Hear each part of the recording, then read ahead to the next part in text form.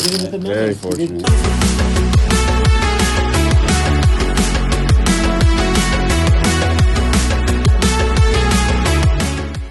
Welcome back, all 1,100 of you fellow poker junkies, to another episode. I'm going to start this one off with an announcement. And that announcement is going to be preceded by this story. So, how did I get into poker? I got into poker the year that Jurrit Van Hoof was playing the final table as the chip leader in the World Series of Poker. And I could not turn away. I just kept watching. It was so much fun, and it was just so captivating. Now, growing up, my grandparents played, my dad played, and I remember my dad playing online tournaments till like 4 in the morning. He would just not sleep so that he could, try to take this thing down, and he had some decent results along the way. It was pretty cool. But it never really grabbed me until that World Series, and ever since then I've thought, I want to play the main event at some point in my life. Now, a $10,000 buy-in is not something I just have laying around, so I haven't been able to do it yet, but it's something I'm really looking forward to, and kind of a bucket list item. Well, what I decided recently is I'm going to buy in. I bought in for $100 online for Ignition, and what I decided is I'm going to run that 100 up to 10,000. Now, it's going to take me a while. I don't think that'll be easy to do, but what I want to do is increase along the way. So whenever I get 10 buy-ins at the next level, I'm going to jump stakes, and hopefully that accelerates the rate along the way, and we're able to get to 10,000 sooner rather than later. I'm just going to give you guys short updates along the way. Where's the bankroll at? What's going on? And basically the goal is take $100 and turn it into a main event buy-in. Now I want to pair that with something, and I'm going to start by introducing you to two people. This is Daniel, and this is Israel. Now these are two kids we support through an organization called Compassion International, and it's something that we just absolutely love. You get to connect with the kids, you write letters back and forth, you spend time really getting to know them, and meanwhile the organization runs schools that meet their needs physically. It's food, it's education, and it's a spiritual upbringing all at the same time. We love all those things about it, and it's a cool way to change a generation, not just once, but then all the generations that follow can be changed by this one opportunity that we're providing through this organization. So Compassion is incredible. I really urge you, if you haven't checked them out before, to give them a look and see what they're doing. Their work around the world is amazing. And the ability to have an impact like that and to get to really connect, not just send some money to an organization, but then to be able to connect with a kid and really be involved in bringing them out of poverty, bringing them into some education, and giving them opportunities that they may not otherwise have is an incredible thing, and I hope you'll join me with it. Here's what I want to do. I want to marry those two things. So I want to take a $10,000 buy-in, and when we hit that goal, I want to make a big donation to Compassion International. So I'm thinking like a $2,000 donation with a main event buy-in when we hit that goal as kind of like a, hey, let's celebrate, but let's do something good with this money too, and not just make it about me, right? Poker's great, but there's more to life than just poker.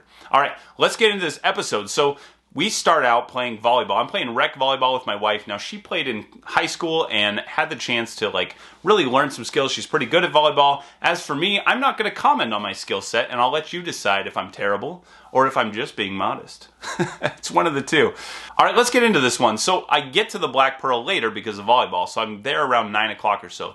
2 games are running, and I get involved in the second table. I get sat down maybe 2.5 orbits in. The game breaks, and so I don't even have a major hand to show you from that.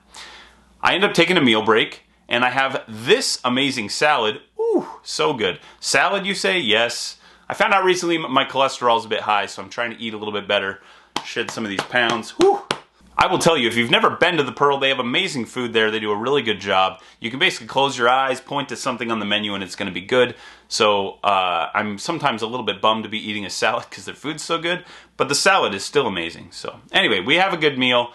Now it's time. We finally get called around 10 o'clock to sit in the main game, and we'll get into this action. Let's get to it. Ace Jack of clubs in the hijack is our first hand here. Early position raises to 15 and the low jack calls. There's 2 different ways you can play this. You can just decide to call here and try to hit a flush, trips, or 2 pair. You can also try to raise this one up and isolate. And I think I prefer, even though the early position raiser is going to have a fairly strong range, the 3-bet is going to give us more information and thin the field at the same time. And then we're not really playing bingo, just trying to hit a big hand. So I go ahead and raise this one up to $65, trying to thin the field. And everyone thinks that's a great price. I get 4 customers. Disaster. The flop is ace of spades, 5 of spades, 7 of hearts. This is a terrible flop for us. It checks around to the cutoff, who bets $50, and this is a small bet given the pot size, but I have no piece of this at all. The next hand of interest is Queen Jack of Diamonds, and I raise to $30 on the button with $800 in my stack, and I get 2 callers. The flop is Ace King Queen of Spades. Ugh, man, these flops are not coming out pretty for us. We do have a pair, it's bottom pair, it's almost never good. The only thing we're really doing is maybe drawing to a straight if no one has the flush.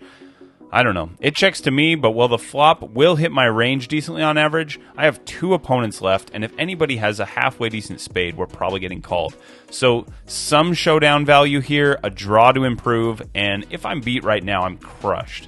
I'm just going to check back, pot control, and hope somehow we get to the river, and this is miraculously good. The turn is the 7 of diamonds, and now an opponent bets his entire stack for about 3 times the pot. Not a hard decision, we just fold. We're in early position now for this one and get pocket 9s. 900 in the stack, and the table has been calling rather light. I don't want this to go multi-way if I can help it, so I size up to $35. We're playing 3-5, so I'm going 7x here. 4 players make the call. Perfect. All right, the flop is an interesting 10-7-8 with 2 clubs. Okay, so we're open-ended and we have a pair. The blinds check to me. I'm going to continue for $75 here. The hijack now raises to $225. I will say this flop does hit their range pretty hard. There's going to be plenty of 2 pairs and some sets, so I might be in a lot of trouble. Now that said, the button chooses to jam for less, shoving for $210, and then the blind behind says, hey, that looks like fun, and he does the same thing, shoving his remaining $50 into the pot. Now I'm getting really good odds to call here. I am open-ended. A 9 would be a really interesting card that I would have a hard time making a decision on, but a 6 or a jack, and it's pretty straightforward. I'm going to make the call and see what happens since I'm being given such a good price to call. The turn card falls straight out of a dream. It's the 6 of diamonds. Based on the action up to this point, I'm expecting my opponent to have some sets, 2 pairs, and some flush draws. My opponent is a capable player, and I think he can bet a lot of these hands. For some players, I would actually donk lead here because I know that they're not going to bet, they're going to check back. I know that my opponent here is capable of going for thin value, and for that reason, I want to check and keep my range balanced. This is something I'm going to do most of the time here, and so since he's a thinking player, we're going to check it over. He does bet $200, and now I would jam here if I had that option, but since we're in the state of Washington, I can only raise $300. That's the play that I make, and the hijack does fold. Another 6 shows up, which is not perfect. I know that my opponents are going to have some combinations that will now have a boat, so I'm not excited when I turn it up, but I think I'm good, and it turns out we are. The other players do muck, and our straight holds. We scoop a huge pot. All right, I got pocket 7s a couple of times in the night. The first time I set mined and whiffed, so there was no exciting hand there. The second time is a bomb pot. So I have footage from the first one. I actually wasn't filming for this bomb pot. I was talking with somebody. The flop came out, and I was already late into the hand and distracted, but I want to share it with you because I thought it was a really interesting hand. All right, so we have 7s. It's a bomb pot. I've got 9 players involved, so the pot is $180. We go straight to the flop of 4-6-8 rainbow. I'm in the cutoff. It checks to middle position, who puts out a tiny bet of $25. The hijack calls. Okay, so here's where I'm at. I think you can fold this. I think you can raise it. I think you can call with it. The bet is so small that you could just hope that a 5 shows up. But I have blockers to the nuts, and I only have 1 player behind that hasn't acted yet. It's checked through, then some very weak bets. I don't think this is going to be a really strong hand. I think a strong hand here, like let's say trips or something, is going to want to make a decent-sized bet to try to kind of take the pot down now and not allow a 4th straight card to show up. So I'm going to go ahead and raise this one up to $150. The small blind has $173, and he jams. It folds back around to me, so we were about where we expected to be, and he jammed, so I'm just going to go ahead and fold. No, of course I didn't fold. 23 extra dollars, I throw it in, and I expect we're going to need some help. That is until our opponent says, I need a 7. Yes! Wahaha! He turns up pocket 5s, and we end up holding to scoop a decent pot here when it runs out an 8 and a deuce. Nice. This worked out much better than expected. When we got the call, I thought we were in a lot of trouble. Hey, we're standing outside the Pearl at almost 1 in the morning. We're doubled up at this point, so things have gone pretty nicely. gonna get back in there, taking a little walk, take a little break, try to keep my mind right. I was doing some reading this week about just the difference in focus if you just get up, take a walk, get around, get some fresh air. So trying that out. Gonna go back to the table and see if we can run this up a little more. All right, after the break, it's about 1:30 in the morning. I'm getting back to the table in the early hours and get ace-king on the button. The hijack raises to $15, the cutoff calls, and I re-raise to $70. The hijack calls with $110 remaining in his stack. The flop is 8 of diamonds, 7 of clubs, 7 of diamonds. The action goes check, check, because this is not a good flop. When it gets to me, this is not a good flop. He's going to have a piece of this often. He's going to have draws that are continuing. I'm basically just making him decide for his entire stack, but I think he's going to be able to call fairly often. If he has any kind of overpair here, if he has like 9s through jacks, he's going to call. If he has an 8 or a 7, I think he's in there. I just think there's too many things that are going to hit this flop hard enough. Diamond draws where he's just going to shove the money in. I don't really think that it's a great spot for me to try to put him all in. So, you know, if this was a dry board, I think I would put a ton of pressure on him. This is not the board I was looking for. So, I'm curious to see what you think. Would you bet this flop? It's definitely a board that favors our opponent's range, and we only have one bet size. Tell me how you would play this spot. I'm curious to see what you think. The turn is the 9 of diamonds. Vomit. It just keeps getting worse. This board is trash for us, and we check back when the opponent checks to us. The river's the 8 of spades.